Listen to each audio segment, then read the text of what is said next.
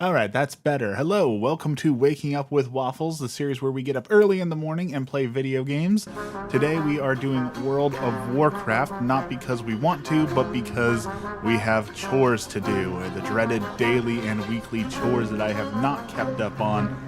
Who would have thought in just a few short years that we'd be at a point in gaming where you have to log on and play every single day to keep up? It's actually like, I know a lot of people hate it, but I kind of enjoy it. The idea that there's always something to do. There's lots of games in the past that tried to do this where there was like an infinite mode or something like that, but really there wasn't a whole lot to do. And we've reached a point in gaming where you can log in every single day and do something new. So that is what we're doing. We're doing our chores today, getting all the new stuff done so that we can unlock the cool transmog and stuff when it comes. So good morning. Tell me how your Monday is going, how it's going to be, and let's suffer through this week together. Excitingly coming this week is going to be Assassin's Creed Shadows. I don't know. I haven't followed it. I haven't heard much about it. So I don't really know if it's going to be like every other Assassin's Creed. It'll probably be just okay at best. But what I'm really excited for is last night someone said that there's some rumblings of a Assassin's Creed Black Flag 2. And if we get another sea shanty album out of it, like forget everything else, if we get another sea shanty album out of Black Flag 2, that'll be a day one must buy, because I loved Assassin's Creed 1 and I loved the sea shanty album. I still listen to the sea shanty album, so if we get that, I will be very happy, regardless of how good the actual game is. If they keep the ship combat, like, they've been working on Skull and Bones forever and a half, and it was supposed to be like the spiritual successor everyone thought to Black Flag, and that game, as you know, instantly tanked. So I would like a good ship combat game. For now, I'm going to have to settle for the Yakuza like a dragon in Hawaii, which it's close, but it's more like goofy, right? Like it's meant to be joking and fun and a parody and all that. So I'm not really confident that that's going to be a good substitute, but it was fun when I played it. So I'll take a slightly fun game, I guess, but just give me Black Flag 2 already, right? Just I know that we got to get through Shadows, which again I'm hoping it's good. I'm not holding my breath on that, but I do hope it's a good game. But give me Black Flag 2, please. That is what we care about. That is what we want. That is what we want to do, is Black Flag 2. All right, that's one world quest down. Now we're gonna have to do some digging through trash, because that's what WoW's all about nowadays, is digging through trash. Good morning. I cannot read your name, I'm sorry, but I appreciate you being here and commenting. How is it going this morning? Also, happy St. Patrick's Day to everyone. I forgot today is St. Patrick's Day. Be safe and responsible out there, please. I know that for many people it is a day not to do those things, but be cautious, be careful, be mindful, all those sorts of things. It's probably Monday is probably the worst day for St. Patrick's Day for a lot of people, because I know a lot of people don't care about like the saint, they don't care about Catholicism, they don't care about the religion or anything. They just use an excuse to go out drinking, and like, I don't think going out and drinking that heavily on a Monday is a great idea, right? Like, you got to go to work the next day, so enter at your own dare, I guess. Good morning, everyone.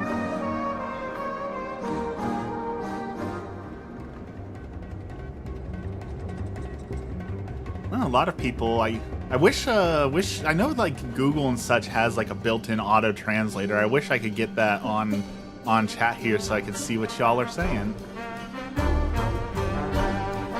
GHC Tycoon, welcome in. Can't wait to get drunk. I'm shaking. Like I said, be responsible, celebrate within moderation, but I definitely understand a lot of people are excited for the festivities tonight. Just be careful that, you have to go into work tomorrow, so don't make it too miserable on yourself.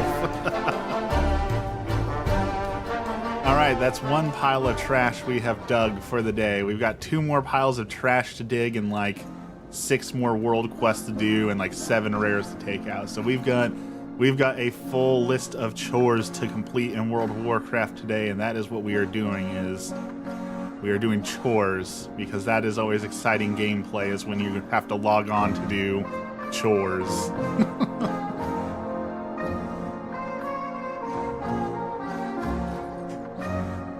I am excited. There's an MMO coming out later this year. That's an interesting concept. That it is an MMO with no other people. So it's supposed to use like AI to replicate the feeling of having like other players in the world, but there's actually no other players. I think that's a really interesting idea, and I'm kind of excited to see what people can do with AI and gaming. Like Inzoi is going to be coming out here soon, which is supposed to be the competitor to The Sims. And I'm really excited to see what they can do with like advanced AI for making like the world more interactive, for making it feel much more alive. I'm really excited to see what they can do with that. So I know a lot of people hate on AI. I'm starting to feel like people who hate on AI is just kind of like it's like Nickelback. They hate it because they're told to hate it. They dislike it because the world dislikes it and therefore it is cool and trendy. But the idea of actually having like NPCs who can respond to you, people who have like a whole... The Kingdom Come Deliverance has a lot of praise for this, where each NPC has like its own life. If you were to follow that NPC for the day, you would get to see them do all these things throughout the day, whether that be gardening and then going home and cooking and chopping wood for the fire, and it's just very alive. And I would really love to see the world feel very alive.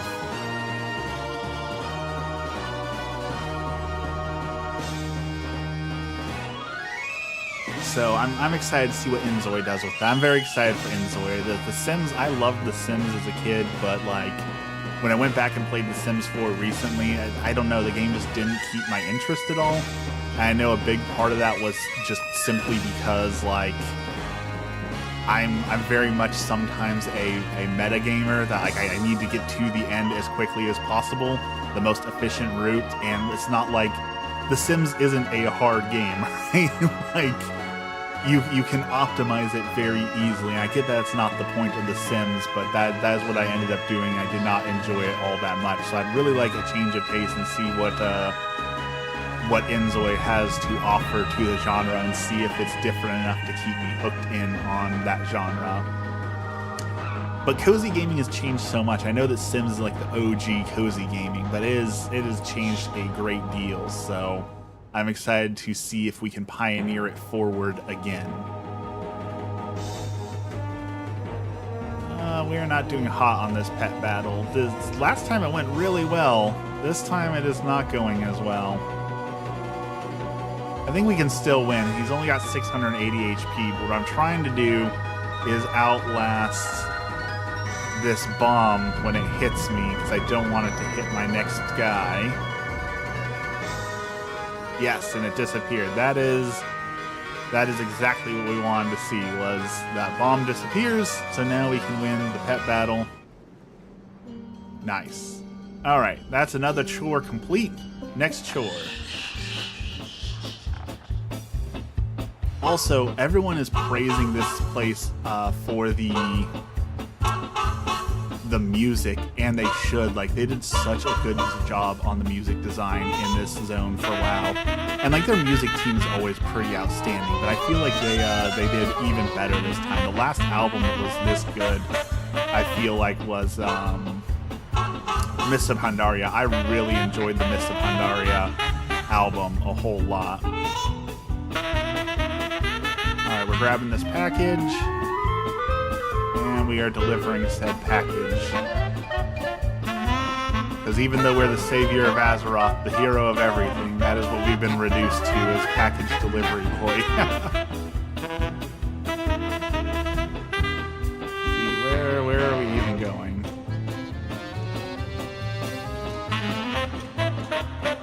Up here, apparently. Surprised we haven't seen Dex show up. Usually Dex is here by now. We're kind of lonely this morning. I also started leveling a Death Knight. Monk has been like the class that I have been addicted to the longest, but I've been trying to find another class that kind of feels better to me. I think Death Knight might be my secondary class. I was trying to level a Priest, because priests in PvP right now are monsters, but I don't know. Like, I didn't connect to the class. And this is gonna be my next whole video that I'm making for World of Warcraft. Is just about like the idea that like you can play WoW in such a different way. I feel like after 20 years, people are bored of the game, which I totally get. Take breaks for sure, but like when you start role-playing your character and actually building a character within the story and living their life, like the game becomes so new and fresh. And I feel like more people need to engage in that style of the game. I think they would enjoy the game a whole lot more if you flesh out a character like that. Alright, search through books to find a perfect name for Billy Shakesdown. Okay. I'm guessing that is William Shakespeare, Billy Shakesdown. I love the WoW team does so good on that. Their puns and plays on things are just next level.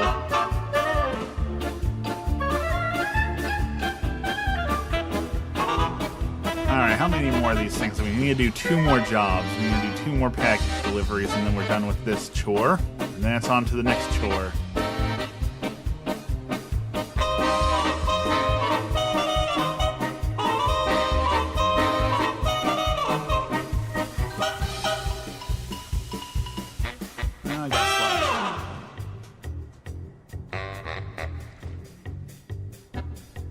So other than drinking, y'all got any plans for St. Patrick's Day? Anything fun you're doing? Not quite St. Patrick's Day, but Emmy and I got a tea time at our local tea house. So we're gonna go do a high tea sort of deal here soon. That'll be a lot of fun.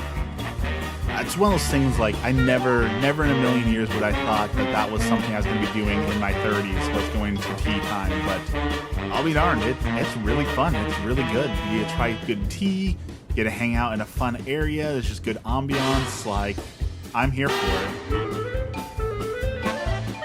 Alright, last job. We have to go stop chaos. We actually found like some tea time influencers on TikTok, if you can believe it, who recommend tea houses across the United States. So one of our goals now is to make it to a couple of those tea houses to enjoy the tea houses. All right, this is where we need to be. This is where we need to be. So we just need to beat up enough people that they stop causing problems.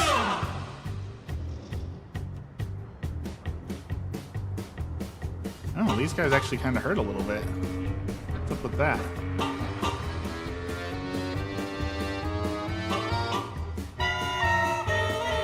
I actually tried the raids not too long ago too. Usually I'm not a raider because I can't stand trying to coordinate 25 people to follow directions. Like, that's basically what a job is, right? Trying to convince a bunch of people to actually follow directions. So raiding is usually not on my list of things to do. But I tried it and actually had some fun yesterday. Good morning. How's it going today? Like, raid leaders, I do not get how raid leaders do it. How can you force yourself to show up weekly and get a bunch of people to follow directions? How do you motivate yourself to do that? I do not know how they motivate themselves to do that. Because I could never. I tried it once, and the people were so frustrated that I just rage quit. I was like, no, I'm not doing this.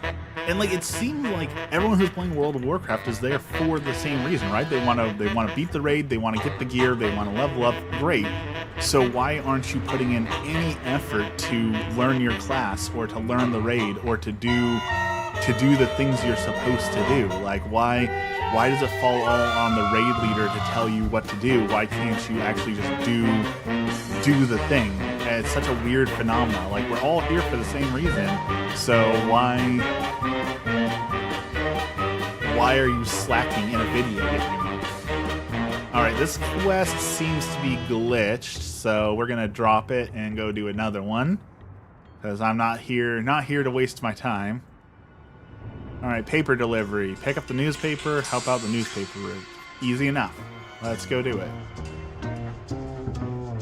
I started playing the original Monster Hunter last night, because with everyone saying that Monster Hunter Wilds is too easy, I was like, oh, you know what would be fun is to play the original Monster Hunter and see how easy or hard it is. And my dudes, we have no idea how good we got it. Because holy cow, was that rough. And I'm so mad because the recording device I use on my PlayStation 3 to record PlayStation 2 games, if you turn off the power before you save your video, it corrupts it, and I forgot about that, so I recorded for like 2 hours and I just shut it off because I was so frustrated. And oh well, there goes my video, so I guess I gotta do it again. And I am not looking forward to it. Like, the first hour and a half, 2 hours of the game is like the most boring tutorial on earth. It's literally, okay, walk out here. Now this is how you cook meat. Now cook the meat. Now this is how you go fishing. Now this is how you make potion. Like, they're all good things. They're all things like mechanics for the game, so I understand why they do it. But man, is it boring. Like, Monster Hunter Wilds is a huge step up from the original, as it should be.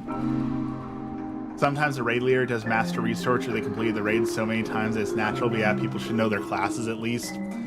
It's not even just knowing your classes, which, yeah, it's bare minimum you should know your classes, but like, for most people, unless you're doing world first raiding, unless you are on the cutting edge and you're competing for #1 spot in the world, chances are the raid has already been cleared before you're even touching it, right? So someone has already created a guide on basics. Here's where you stand, here's what you do, here's how you do it.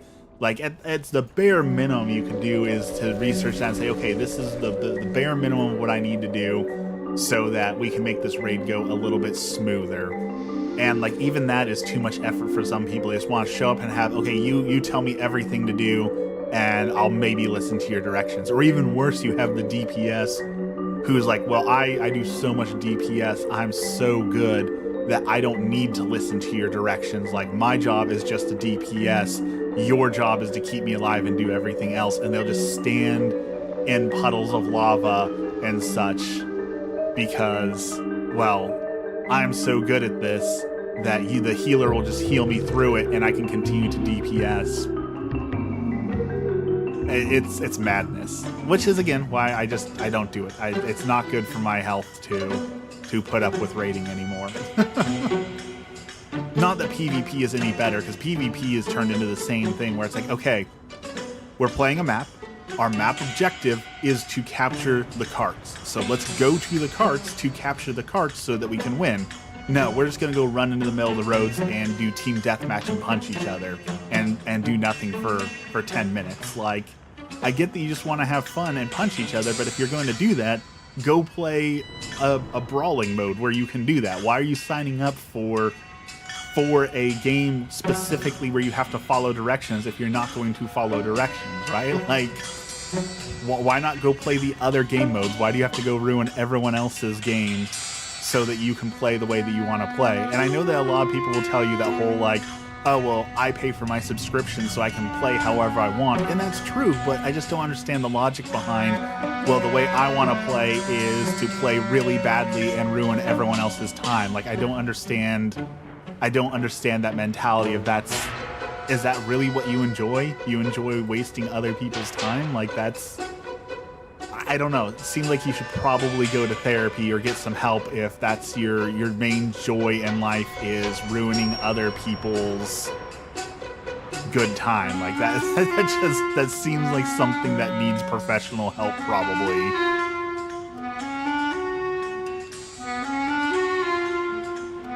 Come on, we gotta get to 150 if we want a prize. Running low on time. Come on, cockroach, get out of my way. Some do like to watch the world burn. I've definitely encountered it. I definitely experienced. I've played enough League of Legends or Marvel Rivals to know that sometimes people truly do just want to ruin everything. But it's the psychology. Why? What has to happen in your childhood or your brain wiring or whatever it is to make someone want to just inflict the suffering on everyone else while wasting their own time, right? Because they're going to lose too. By throwing the match, they're going to lose as well. So you're spending your free time making yourself and everyone else miserable. Like what causes someone to do that? I just, that's what I want to understand, is what has gone wrong that has made you think that is the best use of your time.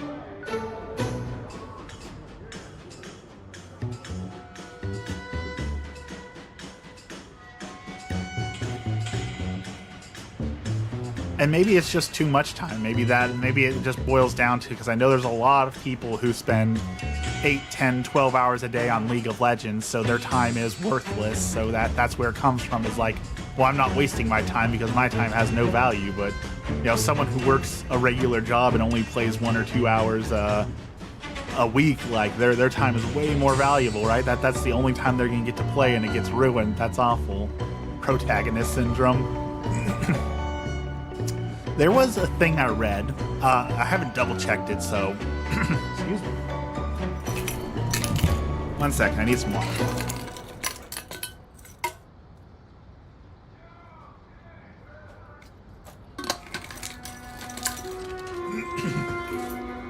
Sorry about that. Okay, so I read this thing, and I haven't fact checked it, so, you know, believe it at your own risk. That said something like 20 or 30% of the world doesn't have their own like internal monologue. They don't have like the ability to talk to themselves in their head and think about things. Like it's just silent in their brain.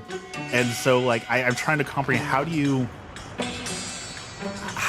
do people work through things if they can't hear themselves in their head, right? Like, can you not like think? Like, I don't want to be rude, but like I can't imagine not being able to hear a voice in my head while I'm trying to work something out. Mobin, good morning. Hello, how's it going? So that would definitely explain some people's behaviors, like if they're physically incapable of thinking, and it's just okay, whatever the goblins in my head tell me to do, because I can't hear voices, I can't talk to myself, I can't work things out, so I just do. Are you just like operating on instinct, like a cat at that point? Like you just do whatever your body tells you to do? Again, I haven't checked this, so maybe it was just a bad study or something. But the sad part is, like, when we're dealing with all the fake news in the world and all these outrageous things, like you hear, like, that's got to be fake, right? But there's so many outrageous things that it makes you stop and think, like, maybe it's not, and that's part of the problem, right? Like, the world is so outrageous that things that should be obviously fake they no longer sound fake. You never know, right? And that's a part of the problem, is you can't tell what's fake and not anymore. All right, we got one more of these things. What you up to this morning, Mobin? How is it going? All right, this is one more chore complete. 3, 2, 1. Oh no, I gotta beat this guy up first. I just want to finish the quest. I don't want to have to kill you, but I will. Okay. That's one more quest down. Next. See, anything good? Reputation, holes in ones, and defunct balls. Okay. Next, we're gonna go golfing. This is World of Warcraft, right? Yes, this is World of Warcraft, the new Undermine patch that just came out probably about a week ago now, so not like just came out, but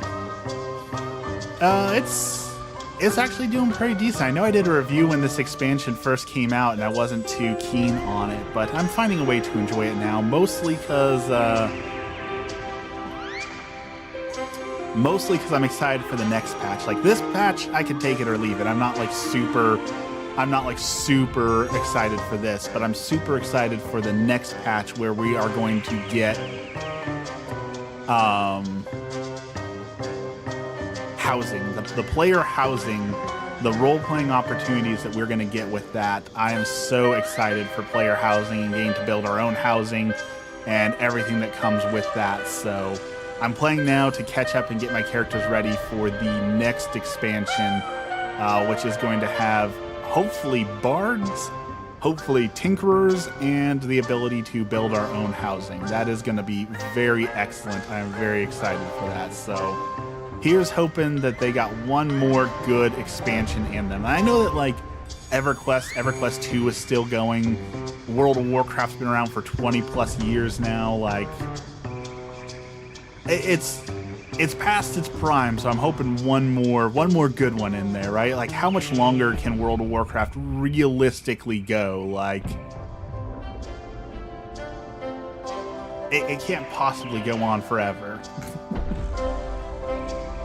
The patch Lich of the King, Wrath of the Lich King is the best for you. A lot of people enjoyed Wrath of the Lich King. I just got done playing the classic of it, though I didn't play it too much. Mists of Pandaria for me, Mists of Pandaria will always be the best version of World of Warcraft for me. So I'm very excited that we're getting the Mists of Pandaria classic coming up, because I am going to enjoy that so very, very much. But I do still want to do also like the hardcore WoW challenge, playing classic WoW and getting through an entire character without dying is very hard. So that is one of the challenge runs I do want to complete someday as well. The problem is that it's boring. Like, it's a real challenge, but classic WoW has a lot of things where it's just like Paladin. Paladin was my favorite class before they introduced monks, so I want to play one in classic. But for the first like 25, 30 levels, you don't have anything. You're just auto attacking. Like you just right click and wait for the monster to get smacked down. Like there's nothing to it, and that is awful. So it definitely shows its age, I guess is what I'm trying to say. So where are the chores? I'm doing World of Warcraft chores, Dexter. I have to do world quests and weekly quests and all that sort of thing. They made that documentary recently and more people joined because of it, so it's unknown if they'll ever leave. I like that documentary. I really enjoyed the documentary actually, because it showed like the role-playing side of World of Warcraft, which I think a lot of people don't know about, and I really feel like a lot of people would get new life in World of Warcraft, so to speak, if they tried role-playing and they could play the game in a completely different way through a new light. You only played the Wrath of the Lich King patch? You haven't tried any of the other stuff? There's a lot to explore now. Like, if you haven't played WoW since Wrath of the Lich King, it's a totally different game, but there's a lot of cool stuff to see and explore. I definitely recommend giving it a try at the very least. But like, if you download the TRP mod, just walking downtown through like Stormwind or Orgrimmar and seeing how many people have these characters that they've had for half a decade at the very least, who have all these stories and things that they've done, like it just gives the game a whole new way of enjoying it and playing and seeing the zones and the music and experiencing the quests. And I just wish more people could experience that. But I know so many people are like, they'll never try role-playing, so they feel like it's just like they have to walk around and be like Shakespeare, like, how art thou, strange monk? What is thy attire? That's what they think role-playing is, and it's like so misguided on what it is that they won't even give it a try because they think they won't like it based off of something they've made up in their head, right? can't play every patch of World of Warcraft. I definitely understand that. It is best to take some breaks. It's definitely best to take some breaks. I know that during Warlords of Draenor, I think they did that special where they sent out statues to the World of Warcraft players who had been subscribed to the game for 10 plus years and never had a break in service. And that was like a huge mistake because every single person came out of the woodworks crying that like, oh, well, I've been playing since day one. I just, there was one month where I couldn't afford the game because my house had burned down and I couldn't afford World of Warcraft, but I deserve that statue too. And every single person came to cry that they couldn't get the statue. It was such a frustrating experience that everyone had to come in and say that, well, I deserve it and other people don't deserve it. It just brought out the worst in the community. I'm in Iran, and Iran filtered all the patches. I definitely know that some places have censorship. China was really bad about it for a while. Like, there's a whole different, like, if you play World of Warcraft in China, you get a whole different, browser, a whole different experience. Like, there's no gravestones because they're not as keen on like showing death, so there's less. And there's like a whole undead race. How do you have an undead race without showing off death? And so there's a lot of censorship and things like that. But they finally got it working after so long.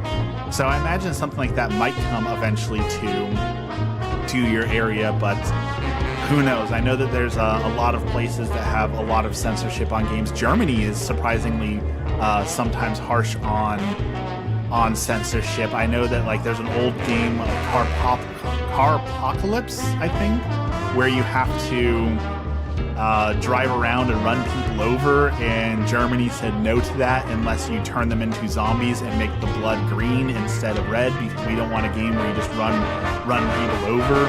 So that was a whole controversy. There's all sorts of like the whole world of censorship is so actually interesting. Like there's a channel that every now and then pops up on my TikTok and such who does like,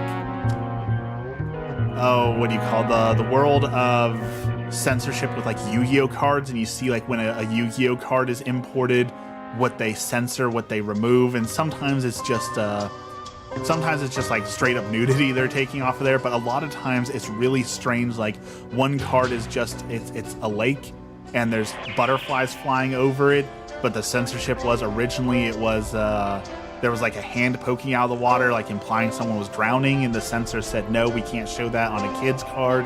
So the whole world of censorship is really fascinating.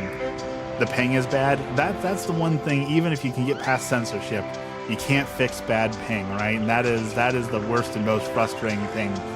Surprisingly though, like at least old school WoW, you could play on a bad ping. I played classic WoW on a 2 kilobit per second dial-up internet. Now I couldn't go into big cities like Ironforge. I couldn't go into Ironforge at all. I couldn't visit like half the zones, but if I was just sitting in a zone at midnight by myself, I could play the game slightly. It wasn't the best, it wasn't the greatest, but I could enjoy the game at least a little bit. This darn flamingo is interrupting me so that I cannot dig trash. You're ruining my trash experience, flamingo. I do not miss that dial-up internet though, man. That was something awful. I'm glad that more and more people are considering internet, high-speed internet, to be like a necessity for modern day life, whether it be for looking for jobs or connecting to jobs or the social experience with other people. I'm glad that it is seen now as a need and less of a luxury. And I never want to go back on that. I feel like everyone should definitely have access to good internet, whether that be for reading books, downloading books, whether that be online schooling, whether that be social media or games. I do feel like, for the most part, it does benefit most people. Granted, there are scummy parts of the internet, and there's definitely parts of the internet that make your quality of life worse, but it's one of those, if you stop allowing people to do anything that can be bad or broken, like, you wouldn't be able to do anything, right? Like, of course there will always be bad parts of the internet, but the good outweighs the bad on that one. So I don't think we're going to shovel this trash in time, unfortunately. I think we're going to have to do this again, which I definitely don't want to do, but sometimes you just got to shovel trash in a video game. Oh, we're so close to filling up that bar. But we're not going to make it in time. Nope. Well, we still got credit, so I'll take it. I'll take the minor credit. Alright, that's most of the world quest done. All the rares we needed. I think we actually got 90% of the chores done. Thank you all for sitting with me this morning and doing chores. I know it's not exciting, but we've got to unlock. I'll show you what we're working towards. We are doing chores so that we can unlock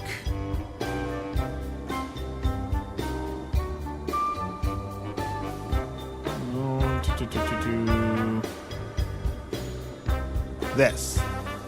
We are working towards the giant goblin jetpack. So that is why we are doing chores, is so that we can have the jetpack. It's even purple like my outfit, so, you know. What is this music? Blizzard decided that goblins are really into jazz, so they made their own take on jazz for this zone.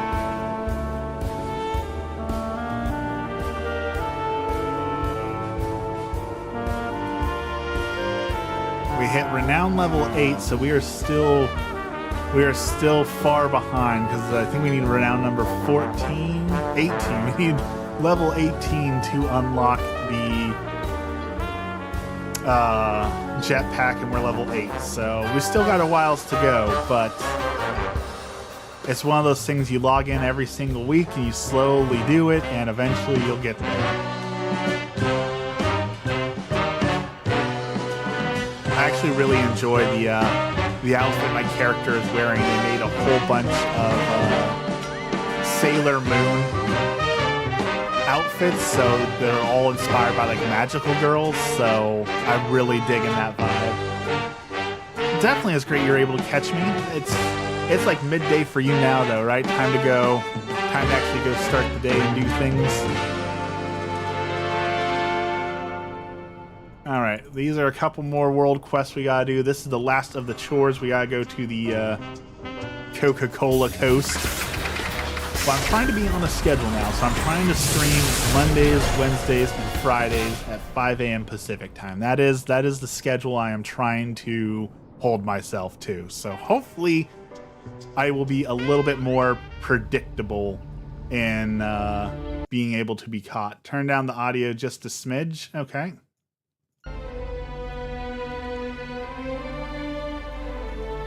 So hopefully you'll be able to catch me a little bit more now that I'm actually. You asked Dex. I was there all week. I did it last week. I was consistent for one whole week. I did it. You were doing chores and saw the name and everything. I've thought about that. I've thought about getting a laptop and a camera that allows me to like stream while doing chores, the most uninteresting thing in the world, right? Like watch me wash dishes so we can talk and get through the chores together, and it makes the chores slightly more bearable when you're having fun, right? It's the whole time flies when you're having fun. When you're hanging out with Waffles, it makes the chores slightly more bearable. All right, we're here for a research job. What are we researching?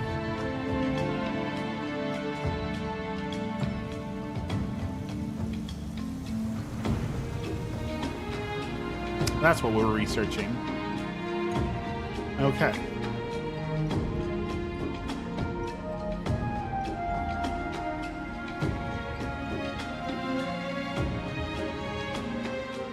So what do you want me to do about that giant menace over there? No, we're gonna let it walk away? Okay, well, I guess we're letting that guy just walk away.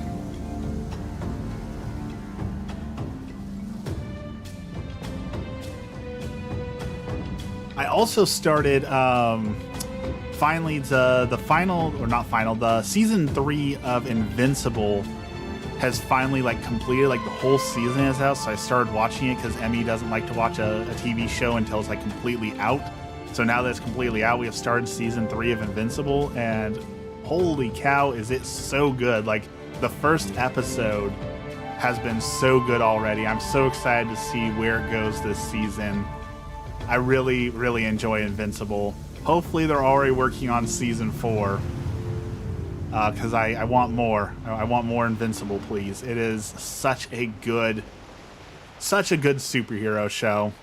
It'll fill the hole in my life until My Hero Academia comes back later this year. Hopefully we are getting the My Hero Academia season in like August, I think, and that's it. That's the final season. Like that's all she wrote. But I'm excited to finish it out. You know, my D&D Doulahan character is going great. She hasn't lost her head yet. She has another 2 or 3 of her own plus level 3. Excellent. Great to hear. My D&D character is also going well. To my Minotaur, who his whole goal is to die and be reunited with his wife.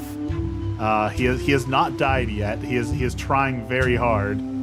I thought My Hero Academia was over, so the manga finished, but the anime is still catching up, so we still have one more season of the anime to finish it out. The final, like the big fight still needs to finish, and then it's done. But the creator also was teasing another series, and it looks like we are going to get a spin-off, which he already created, which was the My Hero Academia Vigilante series. Was like a spin-off manga, and it looks like My Hero Academia was popular enough that they said, okay, let's do it. So we are going to get more My Hero Academia, just not Deku. It's going to be another story set in that universe, so I'm here for it. I haven't read that one yet, so I'm excited to see a little bit more, but what I don't want is they already changed the ending to My Hero Academia. There were so many people complaining about the ending that the creator went back in and gave it another crack, and that's what I don't want. I don't want people to continue saying, well, I want this, change this, and for them to continually change the ending, right? The show ended, the book ended. Whether you like the ending or not, that is the ending that the author chose, and I don't think we have any right to tell the author to change the ending. And of course, you know, the complaining was about, but Deku doesn't have the right waifu. He needs to end up with the right waifu, and that's so frustrating. Speaking of, I saw the worst possible thing. So my phone is set to download mobile games that come out, because I like to play new games as they come out, because I always try and find good mobile games. And if you've ever played mobile games like phone games, you know there aren't a whole lot of good mobile games. So a random gacha game got downloaded, like ETC, ETE, something like that. I don't know, it doesn't matter. But what they do is you of course have to gamble to unlock the pretty girls, and then you have to date them. And if you date them enough, you can marry them. But in order to marry them, you have to pay 10 in real life dollars. And that is the most manipulative, grossest thing I have seen in a mobile game in a while. Because I know that there's enough desperate gooners, as they call themselves, who are willing to spend, with how many characters are in the game, you're going to be spending $200 or $300 to date an imaginary girl and marry an imaginary girl in a game. And that just seems so abusive towards those vulnerable and susceptible people who have more money than they have common sense. And it made me so sad to see, because I know there's going to be a lot of people who are going to be so into that, and that makes me really sad to see. And don't get me wrong, there's a lot of games, like all the like Genshin Impact, all those games have abusive, horrible practices for getting people addicted to the gambling to have a chance to have the character they want or a more powerful character. Like, that's not any better. But it is worse when it's playing on someone's emotions. You get to marry their imaginary character, right? Like that's a whole different level. It's not just buying power at that point. It's playing to people's desperations and fantasies. So that's my rant of the day. I wish more people were willing to spend money on mobile games, though. Not gambling in Genshin Impact, but if people were willing to spend... My light's flickering.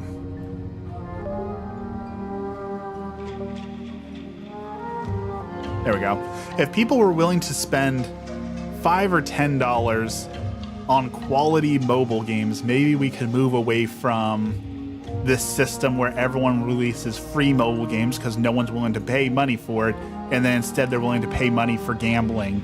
Like, if you were willing to pay money up front for a good and decent game, maybe we could have decent mobile gaming. But the way it's set up now, people just don't feel like paying money for mobile games. So instead we get terrible mobile games. You have to spend money to make them good, and that seems like a worse system.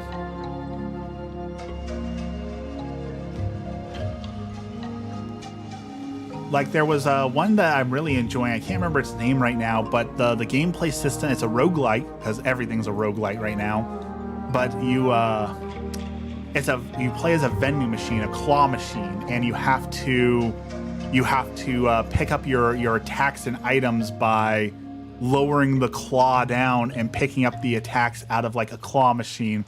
And that's such like a clever and fun game mechanic. I love that, but the game costs like $5, so I know that most people will never get to play that because no one's willing to pay $5 for a good mobile game. It has a decent story, it has great graphics, it has fun gameplay. Like, it deserves the $5, and I'd much rather pay $5 for a complete game than download a free game that's going to charge me $60 a month to get the full experience, right? Like, that seems so obvious, but for whatever reason, people have decided that mobile games you do not spend money on, despite how good they are. Like, there's the Baldur's Gate remaster, Baldur's Gate 2, I'm pretty sure Icewind Dale and Neverwinter Nights are on there now. Like, those are all games that are worth paying a few bucks for having a good mobile experience of them, and it's a full and complete game. See, we're looking for 2 more berries. There's a berry. Meanwhile, DC just released their DC Justice game, and like, DC has money, right? Like, we know that Warner Brothers DC has money. Their mobile game has such terrible graphics, and like, it looks like a mobile game. They run those really terrible clickbaity sort of commercials that have nothing to do with the game, and like, I just can't believe that even DC is unwilling to put in any effort into their mobile market. Instead, they're just saying, okay, well, we'll release this junk mobile game, and eventually we'll get some whales who are willing to spend a lot of money on the game, even if it's not good, and that's how we're going to succeed, is by taking advantage of people with poor impulse control rather than creating a good game. And that's frustrating how such a huge company is taking advantage of that. And I understand the whole point, like, businesses exist to make money, so of course they're gonna do whatever it takes to get money the easiest possible way, but it's still frustrating.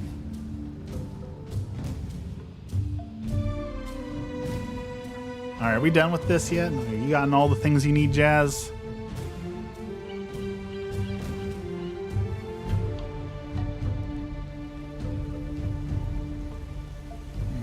This is not giving me reputation, so I don't need to do this right now. We need to do the things that give us reputation. We gotta do the world quests because they reset in one day, and I want my jetpack. So we're going over here. Let's go beat up the shark. The shark that apparently ate a can of Coca-Cola, so we just need to beat the soda out of him.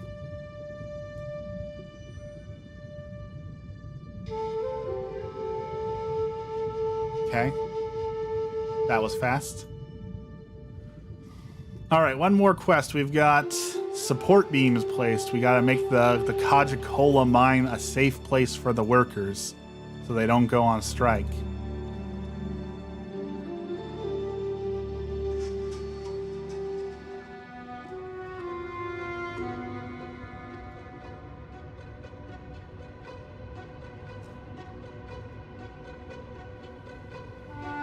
Oh, these things are tougher than I thought. I thought they would die in one hit, so interesting.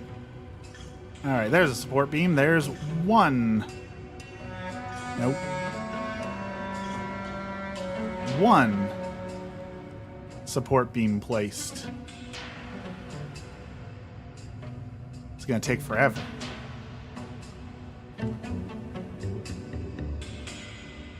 Let's see, there's one over there. There's one there. Why is everything so aggressive in here? I just want to place support beams. I don't want to fight all you things. I mean, I will, but like, y'all are watching me tear your brothers and sisters apart here. Maybe you should just walk away. Maybe that would be the smart thing to do. But no, you're gonna make me beat each and every one of you up.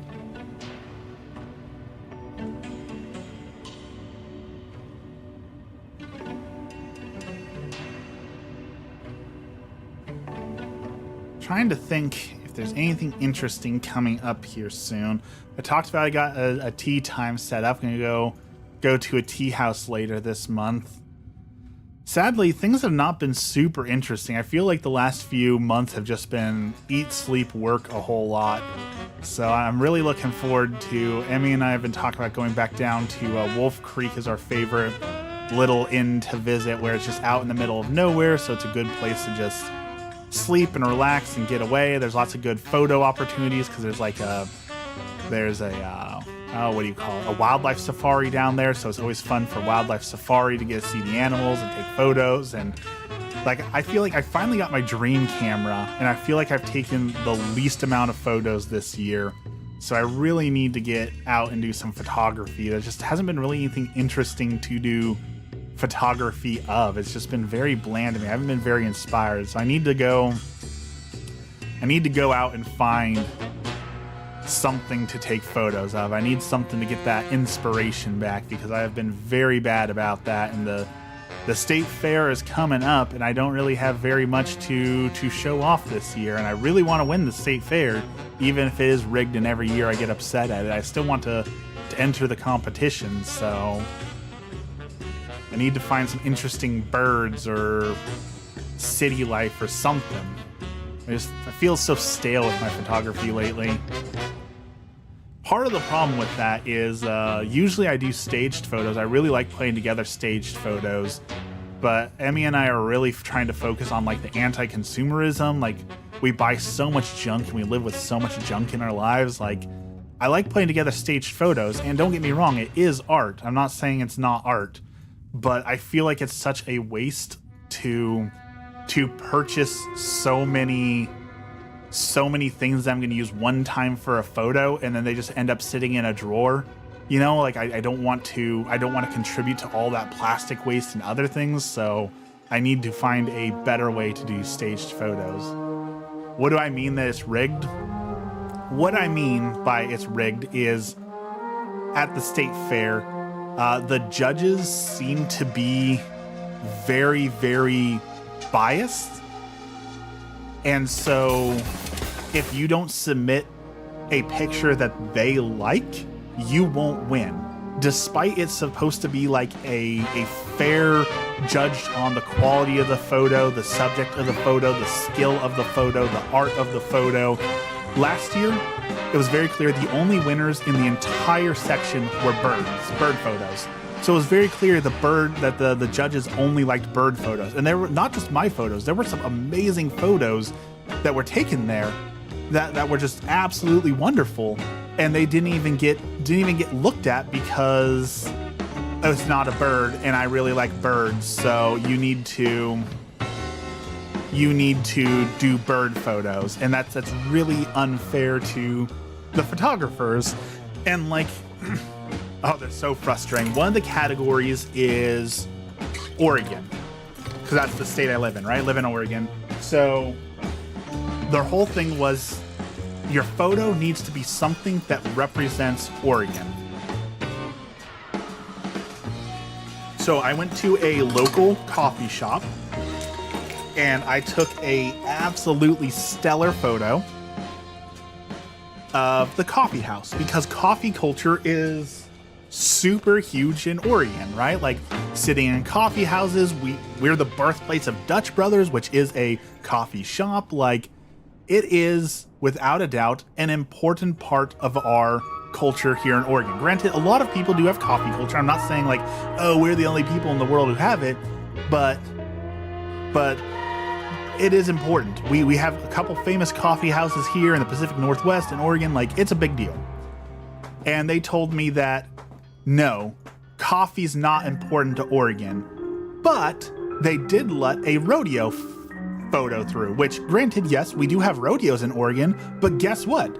Most states have rodeos, and most people who think of rodeos think of like Texas or more southern states. Like, that rodeo is not more relevant to Oregon than coffee. Like, but that was totally okay. And then there were just like some boring beach photos. Like, they weren't bad, but it's just like, okay, yes, that's the beach, but guess what? A ton of states have beaches. So either you're completely biased and just wanted to kick me out. And they specifically told me and said, well, you've already had 4 photos accepted into the competition, so you have plenty of other photos, so you don't need to be in this category. They literally kicked me out because they felt coffee wasn't relevant. They felt that I had too many photos already entered, even though it was completely within the rules and boundaries of the competition. No, we don't like that. We want bird photos. Like, so frustrating. So absolutely frustrating. So every year it's different because they bring in different judges, and it's 100% they judge it based on what they like, and it has nothing to do with actual skill, talent, artisan, nothing. It's just, did you take a photo of a subject I like? No? Then you lose.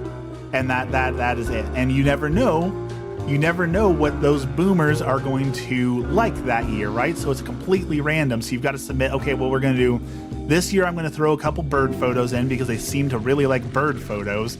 But that sucks, right? It's not a photo competition at that point. It's appealing to the lowest common denominator rather than actually submitting something that you think has good artisanry. Like, it's not about the art, it's about sucking up to these people who have zero taste, quite frankly. They have no business being judges because they have terrible, terrible judging skills. So every year I enter, and every year I get bitterly disappointed because I don't win. And it's not because my photos aren't good, because my photos, I've sold my photos. People have purchased my photos to hang in their house. So obviously, objectively, people want my photos and are good. And last year, and this is going to be a whole night, I get that art is subjective.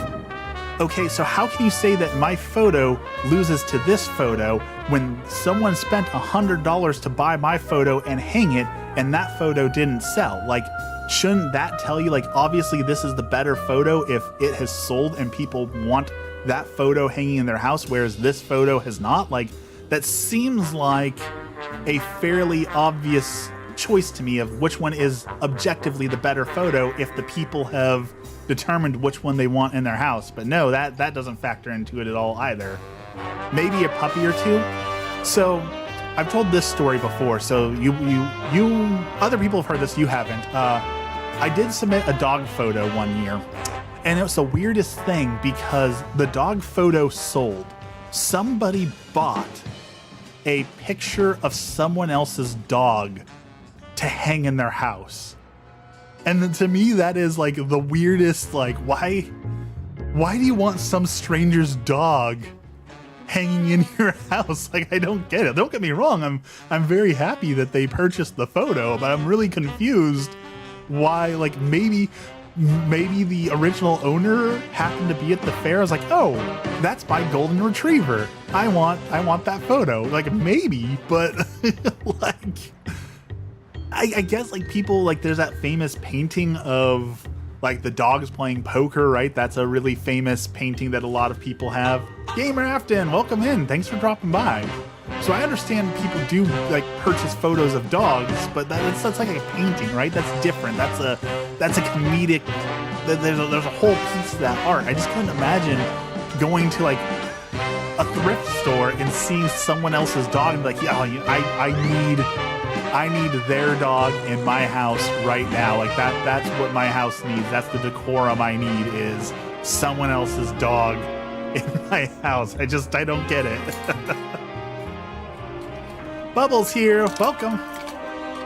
Welcome, everyone.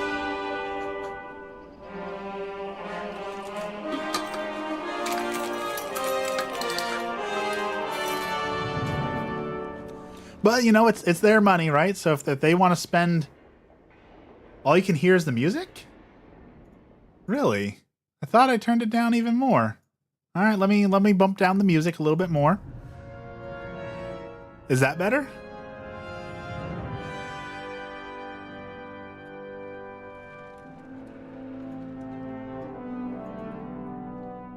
Is it still too loud?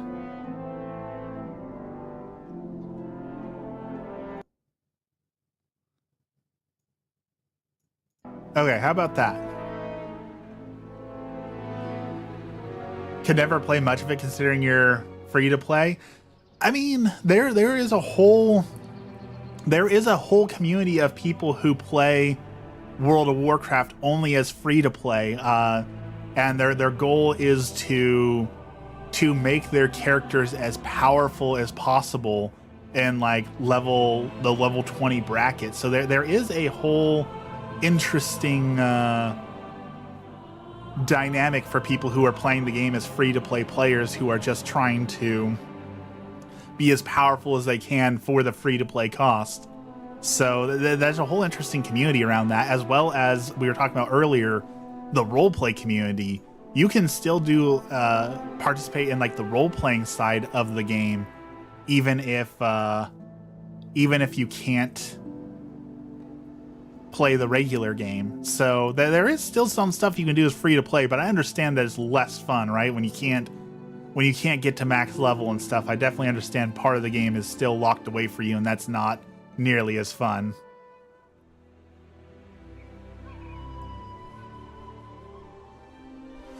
But this year I do have the hummingbird photo. I do think the hummingbird photo is going to be a winner.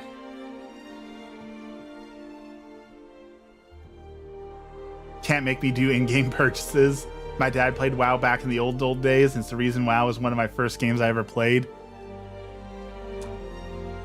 Classic WoW is a different beast, but that's so like, it's one of those things. I know Dex always says I'm not old, but it makes me feel old when that's true. World of Warcraft is old enough that some people that was their first game. Meanwhile, I was almost in high school when it came out, right? Like, it just makes you feel old. Wanted to play as your PC, but sadly I don't have enough for WoW yet. Surprisingly, they haven't raised their prices, like, ever. Like, you can still play WoW for the same cost as when it came out, which I think is great, considering that they could have raised their prices by a whole lot.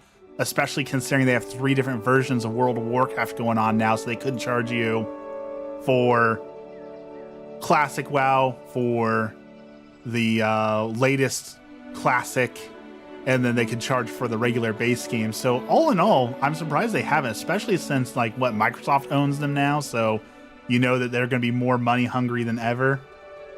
My first character was the old boys, the old werewolves, the Gilneans, oh, why can I not think of the Worgen. I enjoy the Worgen. Fun fact, back in the old days of Warcraft 3, Warcraft 3 was one of the first games that I ever like role played in. There was this custom game where you could make maps, and we would make Dungeons and Dragons maps, and we would make characters and play in that world. and this is super cringe and embarrassing. So, as a young teen, of course, I was heavily influenced by anime when making my character. So my first character was based on Inuyasha and was a werewolf. And that's really cringe to say out loud, but you know, I was 13. I didn't know any better. I was trying to make a fun character. I was trying too hard, trying way too hard, but there you go. There's my cringe OC from back in the day. Was a werewolf named Umbra, which means dark. Oh, the cringe.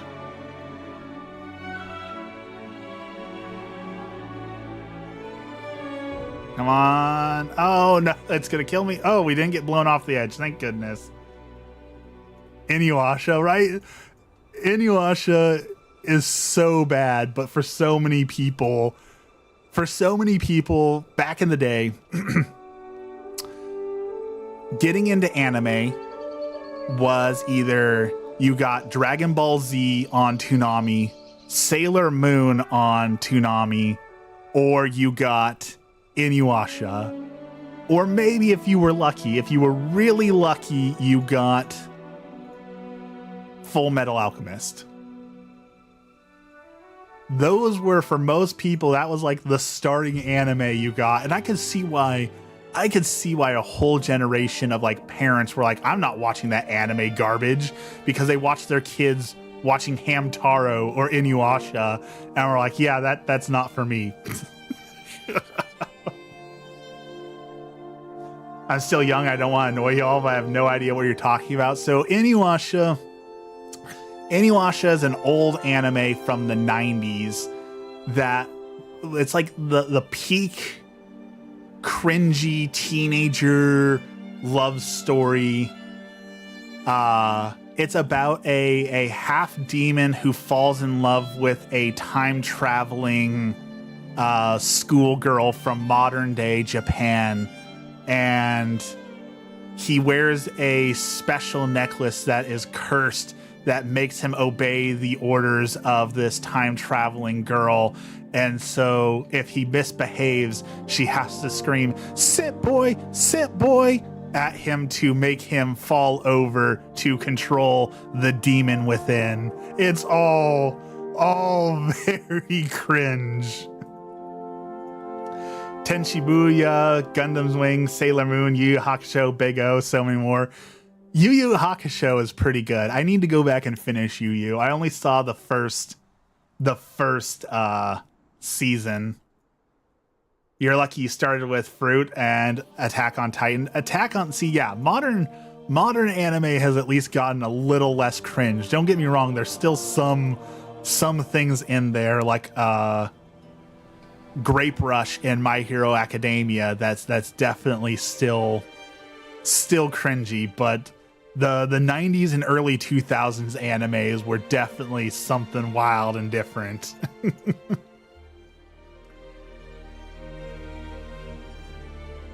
I remember getting the Yu Yu Hakusho and Dragon Ball's intros stuck in my head for like ever because they were so catchy.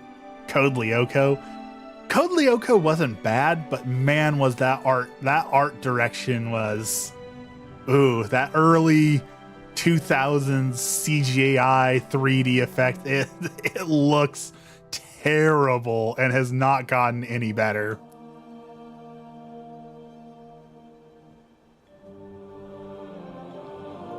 Trigun. Trigun is actually one that I completely missed. I have never seen Trigun. I know that they just did a remake of Trigun on like Netflix, but I've never actually seen Trigun. Rurouni Kenshin.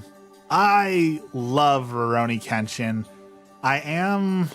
I am upset about the allegations that came out against the author that seemed to be true, which sucks. But Rurouni Kenshin was another great old one. The movie, the live action movie was absolutely awful. That was next level awful, but If you liked Rurouni Kenshin, though, definitely check out Blue Eye Samurai on Netflix. I think is one of the best animes I've ever seen, and it does the whole genre so well. If you haven't checked out Blue Eye Samurai, that is art, like an amazing piece of art. Now I failed. Let's try this race again. We don't count live actions ever. I mean, there's a lot of people who say that the Dragon Ball live action was so bad that it got the creator out of retirement to create more Dragon Ball so that his legacy wouldn't have been tarnished. So something good can come from it, though. Unpopular opinion. I don't think Dragon Ball or Dragon Ball Z are honestly all that good. Like, there's some great moments. Goku going Super Saiyan for the first time is like a core childhood memory, but like it's just the same thing every week. Like there's no good story to it. Dragon Ball Z is not nearly as good as people make it out to be, and I know that that's upsetting to hear, but I stand by it.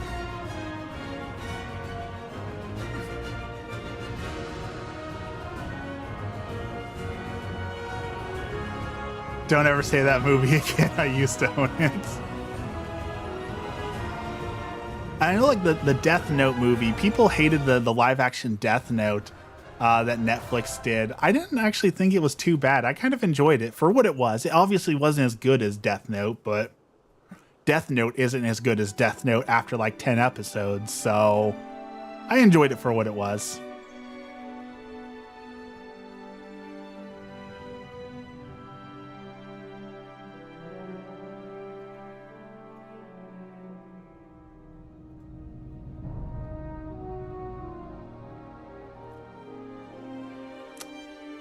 Another anime I enjoy, Restaurant to Another World is kind of a cute little slice of life, nice and calm sort of anime that I've really been enjoying. I know we've talked about it before, but we're getting a Spice and Wolf remake. I'm really hoping that we get, I really hope that goes well. The old Spice and Wolf is just that. It is old. I would definitely like to see a newer version. Could never get into DBZ or Naruto. I have tried so hard to get into Naruto. I have watched it so many times, and I always fizzle out after the first tuning exam, I think, like the first tournament arc. The only good live action was the One Piece anime. See, that's cheating because One Piece is awful, so nothing you could make could possibly be worse than One Piece. So the live action couldn't possibly be worse than the actual anime itself. There's an old anime that was basically Squid Game. Is that the Assassination High School? I think is that what you're talking about? I know that one was really popular for a while.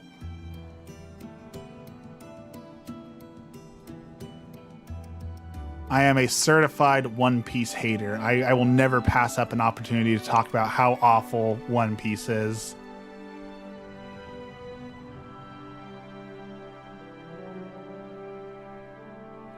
And here's the thing, like, that's not even a niche opinion. If you look up, like, if you go into IMDb and look up the top rated shows of all time, One Piece doesn't even like show up in the top 50, but you got like Full Metal Alchemist, Death Note, all in there. So clearly, even the general public agrees that it is not the greatest anime ever.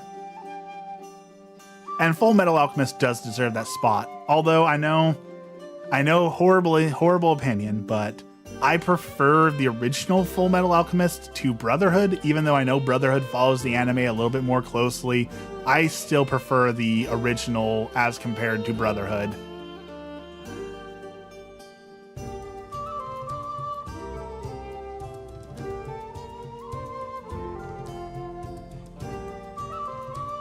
Outlaw Star, that was another fun old anime that I really enjoyed, that I went back and watched and was like, this is not good. This is not good at all. Could never get into One Piece or Death Note. Death Note, is good for like the first 10 episodes. After like episode 12, I really don't feel that it's worth watching. Like after the L arc, it's not worth it. But the first couple episodes, like quote season 1, that is peak anime. Battle Royale was messed up though, if you ever want to watch it or read it. I try and avoid messed up anime, but there is one, Into the Abyss. I hear a lot of people talk about Into the Abyss being like one of the best stories they've ever experienced, but there's a lot of really, really, really weird things in the anime, like inappropriate stuff with minors and inappropriate torture and things like that. So like I've avoided it because I've heard those terrible things about it, but so many people say that it's like the best story they've ever heard. It's just got some really, really, really messed up things in it. It's the same thing with like Zom 101, the show about a guy who was so burnt out from his work, so he's happy the zombie apocalypse happened. Like, the first 2 episodes were so great, and then they added in all this weird adult stuff with the zombies, and it's like, this is so unnecessary and gross. Why did you have to detract from the story to add this really weird stuff into it? It all falls back onto fan service, right? Like, them bowing down and making their anime suitable for the gooners has ruined so many good anime.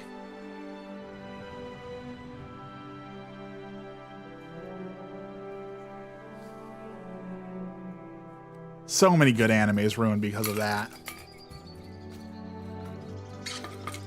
We're talking about everything.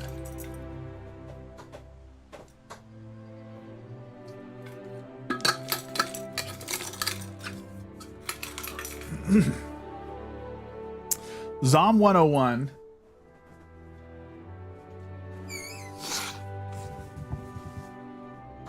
Zom 101 spoke to me on a fundamental level as an adult. When it came out, I was just getting out of a job that was like soul sucking.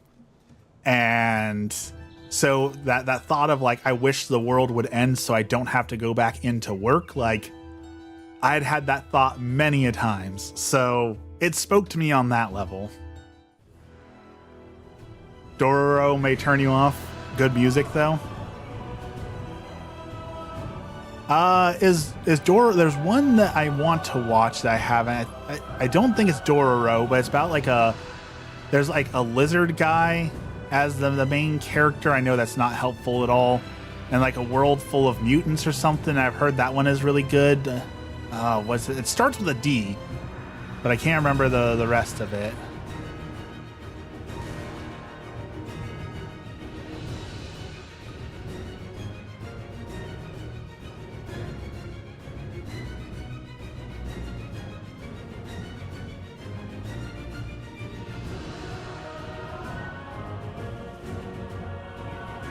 Come on, faster, faster. We're racing. We're racing.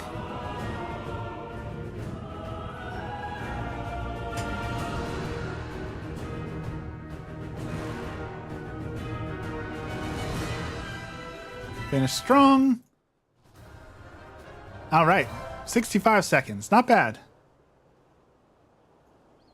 The anime I really like to watch are isekai, where the MC is actually getting strong and not being OP immediately. That does seem to be the trend in isekais right now, is that the main character is just instantly overpowered. Truck-kun working overtime. I wish cute kitty anime like Mermaid Melody, Rhythm Rhythm, and Rhythm Rhythm Remix are so good and no one knows about them. I've never heard of those. SAO, Sword Art Online. I loved Sword Art Online, but man, did it go... It succumbed to the cringe. As soon as, like, as soon as they stopped being about the game and all of a sudden Kirito and Azuna were like playing house with the weird AI and she was doing like the weird daddy stuff, like instantly ruined it for me. I was enjoying it so much, and then it was just like this weird family thing is kind of, get this, like supposed to be like they're seeking normalcy in their own world. Like I understand the themes, but it's so cringy that like, hey, little girl that we abducted and met a day ago, call me daddy. Like it is so weird. It's so weird. It ruined it for me. The concept was great, but man, that was just instantly like, what are you doing and why? Baseball one, big windup. Sports anime is surprisingly getting super popular, like Haiku. There's a golf one that just came out. There's a tennis one, the baseball one. Like there's so many good sports animes that are coming out that just have great graphics, the great animation. Best anime last year was Elf and Dark Lord Romance, the one where them sees suicidal but can't die. I have not heard of that one.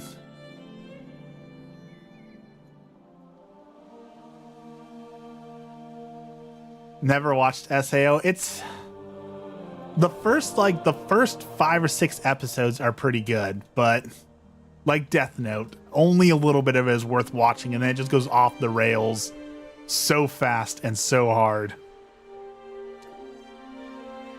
I'll have to check out Mermaid Melanie. Morning, Dad. How's it going? Happy Monday. Hopefully y'all are having better weather than us here.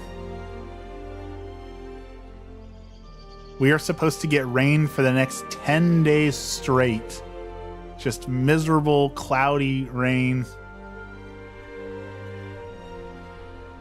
The "hey little girl I just met, call me daddy," that's gonna get you arrested so fast. Yeah, that is 100%.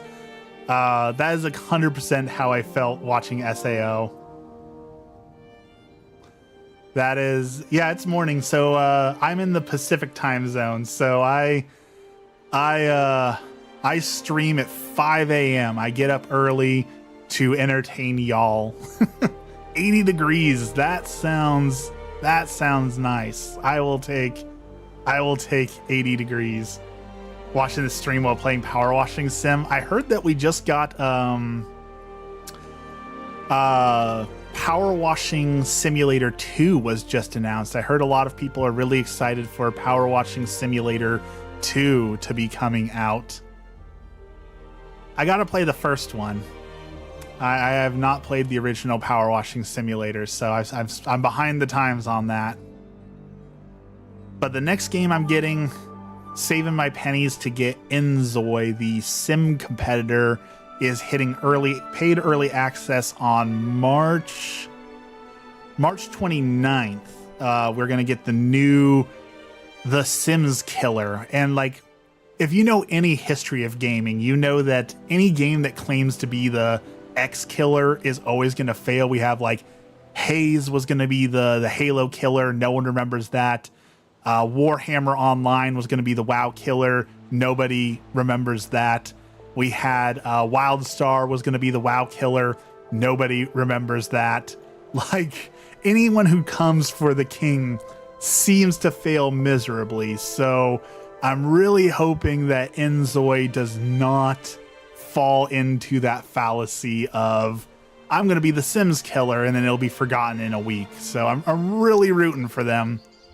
They had a really interesting idea that they were talking about in their Discord where they want to introduce a 3D printer into the game world so that you can essentially, you take a photo, like a 3D photo in real life, and then you 3D print it within the game, and that will allow you to decorate your house with your own like decorations from in real life. And I thought that was like a really cool concept. And I know that like way back in the day, gonna date myself here, Second Life, there was a lot of people who made a living off of making items for Second Life, like programming items and designing items and fashion and like beds and chairs and stuff for people in Second Life. So I wonder if Inzoi is going to have enough of a market that you might see like creators using that 3D printer in game to try and make a living off of that. Concord, yeah, Concord lasted. Concord's biggest mistake, they made a lot of mistakes. Their biggest mistake was allowing a free demo a week before launch, because I was like, oh, I've never heard of Concord. I'm interested in this. So I downloaded the free demo and I played it for 10 minutes and I was like, oh, yeah, there's no way I'm buying this. I feel like a lot of people tried the demo and said, yeah, there's no way I'm ever going to play this. And that helped contribute to its downfall. People got way too sucked into Second Life. Yeah, they did. Animal Crossing 2. It is true that no one has killed Animal Crossing except for themselves. The last Animal Crossing I despised. I want them to return to their roots so bad, and now that we're getting a Switch 2, I am so ready for them to give us something stronger on Animal Crossing. Give us the original, like the OG Animal Crossing. I cannot tell you how many days I spent just enjoying going into it, designing and all that, and the modern one feels so soulless. And my biggest complaint is that they got so lazy with the character design that, okay, there's 6 personality types and all these and one, two subtypes for each one of those personalities, and that's it. So you could have 8 different characters on your island who all say the same exact thing. Like, that's just lazy. And especially now that we have AI, like I made a couple videos on this that I proved it. Like, you could make thousands of hours of dialogue and unique characters in a matter of seconds with AI. So there's no excuse for them to have repeating dialogue from characters over and over and over again, right? Like, we have the technology. Give us better characters next time, Nintendo. Doom Eternal. If you haven't played Doom Eternal yet, it's on sale on the Steam sale for like $5 right now. Totally worth it. Doom 2016 was amazing. Not as good as Doom 1993. The original Doom still holds strong, but it was really good. I am very excited for Dark Ages. I will tell you... I missed a circle. Okay, let's try that again. I have a great temptation to purchase the Doom Eternal custom helmet, because I own the Doomslayer's helmet and I own a Helldiver's helmet that I can actually wear and enjoy as like cosplay, and I kind of really want to get the Doomslayer's helmet too, but as we were talking about, my wife and I are both doing a lot of like anti-consumerism. We're trying to get rid of garbage. We're trying to reduce plastic and knickknacks and things in our lives. That Doom helmet is real temptation. I missed another one. All right, try again. All right, try this again. Let's do this for real. Nerd. No, the helmets don't make me a nerd. What makes me a nerd is in the mail came my custom Helldiver's cape. So now I have a proper cape for my Helldiver's cosplay. I think the cape makes me a nerd. All right, concentrate. We're not going to miss any rings this time. Doing good.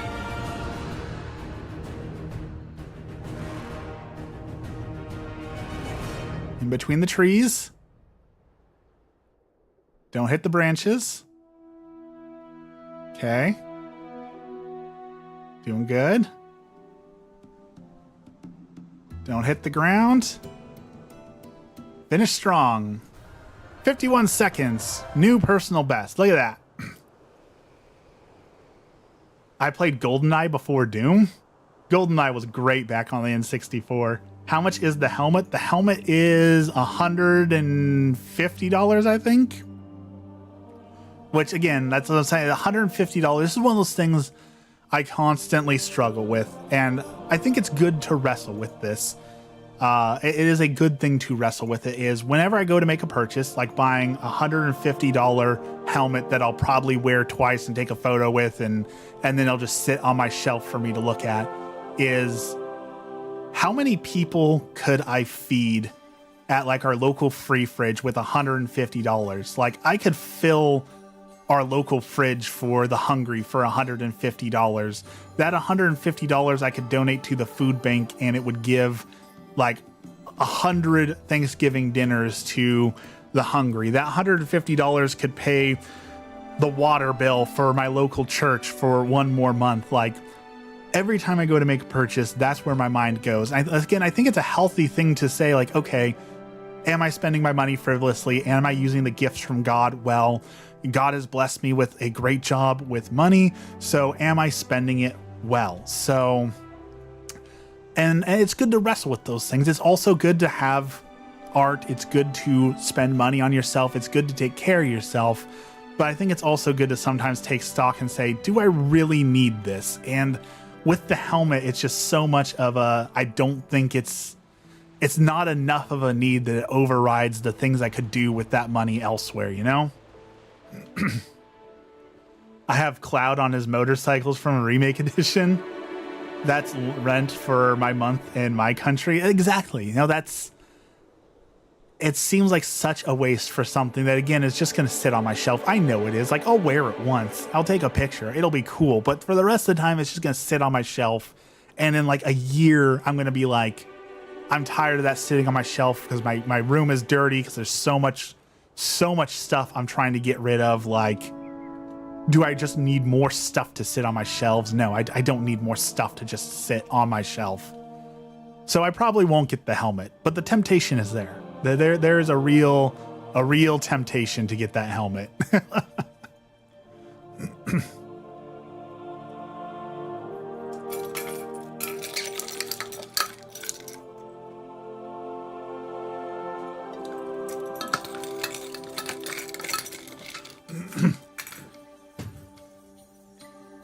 Good morning. The kitty is here to say hi to everyone. What? Do you want attention? Okay. Come on. Jump. You gotta jump. Come on. All right, come here, Sonny. Oh. Can you say hi to the camera? Can you say hi to the camera, Sonny? No? Yes. Okay. Just distracting the stream. Get the cheap stuff online. So here's the problem with the cheap stuff online is when you shop from places like Wish and AliExpress or Alibaba, Shein, all those things, 99% of the time you're going to be contributing to some form of child labor or bad practices for people who are working in terrible conditions. And people will tell you there's no ethical consumption under capitalism. And while I don't necessarily disagree with that, it doesn't mean I am going to participate in it, you know? Like, I know that I can find a lot of good knockoffs and cheap things on those websites, but I don't want to contribute to the suffering of others so that I can have a piece of plastic that I really want, you know? It's... Again, I'm not condemning other people for doing that because I understand pretty much every business out there does something evil on some level. Like, that's just undeniable that Amazon, Walmart, Target, all these businesses do something wrong, whether it be poor practices for their people or ripping people off or things of that nature. But I still try and do what I can. That's all you can do, right? Do what you can.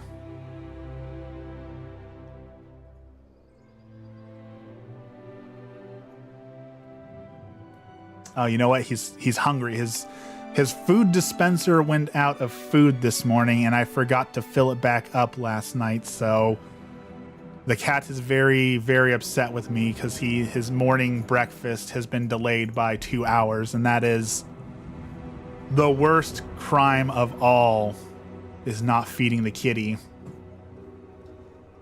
Never used Temu, but I do work in package and stuff for e-commerce? A commerce, maybe? Hopefully, shipping stuff doesn't get doesn't get more expensive. There's been more talk of privatizing the post office, and shipping stuff is already expensive. I would hate to see it get more expensive. Like, even I've got a bunch of stickers. I really wanted to turn some of my photos into stickers and sell like stickers and postcards. I still have them. I've yet to actually get that business off the ground, but shipping is the main concern for any of those things.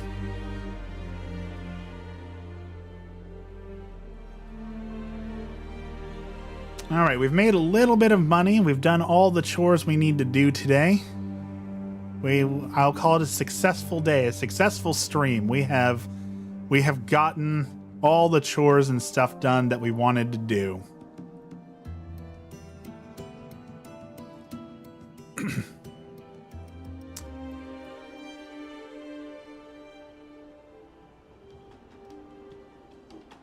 The website does all the logistics.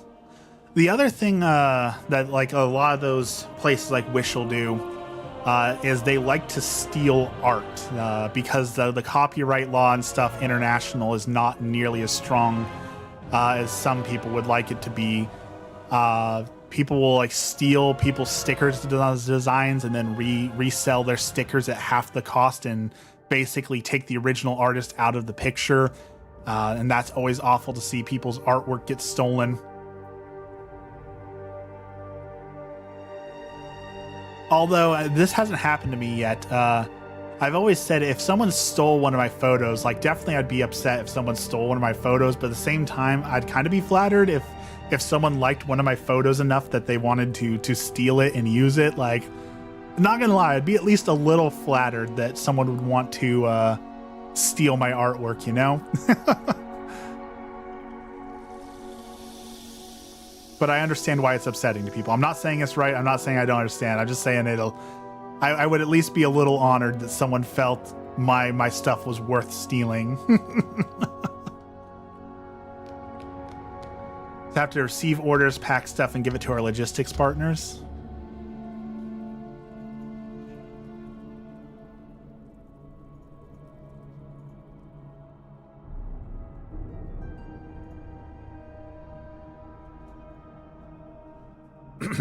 Excuse me.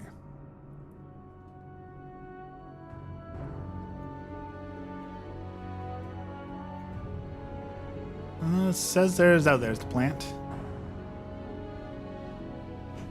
I don't even think they work in Asia. I know that like a lot of like we were talking about, WoW has like a whole different client. Like if you want to do business in certain parts of the world, you have to have like a completely different process, different website, different all sorts of things. So it's always interesting to see how things have to change to work in different countries. And like we were talking about censorship, how certain things will fly in Japan but don't fly here, or the like WoW client for the undead had to be completely changed. They had to remove gravestones and things like that. It's so fascinating to me to watch how things have to change to work for international business and things of that nature. It's just a fascinating process. Same thing with like translating, like the people who translate anime, like turning the subs into dubs, like the process of breaking down, okay, these words mean this, but if you add this context, it means something different. And if you add this cultural context, it means something different entirely. So we're going to make it say this because it's actually a closer translation when you put all of this context and culture into it, as opposed to just these words mean this. It's such a fascinating process.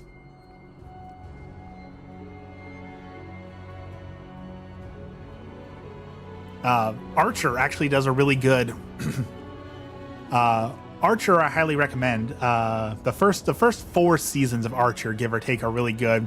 They do the episode where Archer becomes the Pirate King, and they talk about like translating idioms and how many idioms we use, and how like if you're a native language speaker, of course you understand all these things, but to someone who is not a native speaker, there's so many idioms and colloquialisms and all these things that we use naturally that you don't even think about. Like it makes no sense to someone who doesn't know the language from like first-hand experience. Are we not doing phrasing anymore? The ghost story dub is one of those rare instances where most assuredly the dub is better than the sub. That is artwork, and you won't convince me otherwise that the dub is not a piece of art. That is beautiful. Archer was great until he started doing all these like one-offs, like the Wonderland Coma story arc. All of that it started dragging for me. Even like the Shirlene Rebel Country, it went downhill. The first few seasons of Archer are peak Archer for me.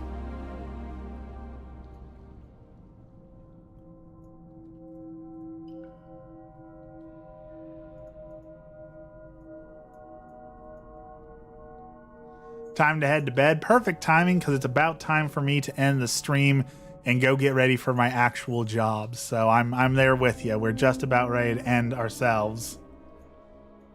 Take it easy. Thanks for dropping by. Always appreciate when y'all come to talk with me, especially when I'm just playing games and doing boring chores.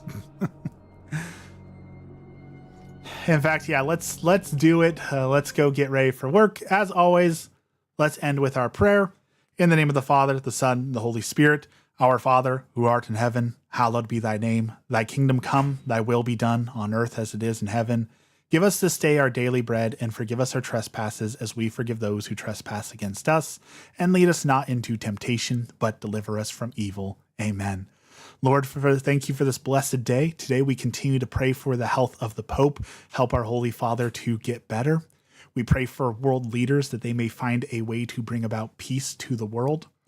We pray for students and teachers in academia, all those who are seeking higher education or teaching higher education. I know those jobs are very difficult right now. Lord, help those people to continue to bless those students and bring them along their journey.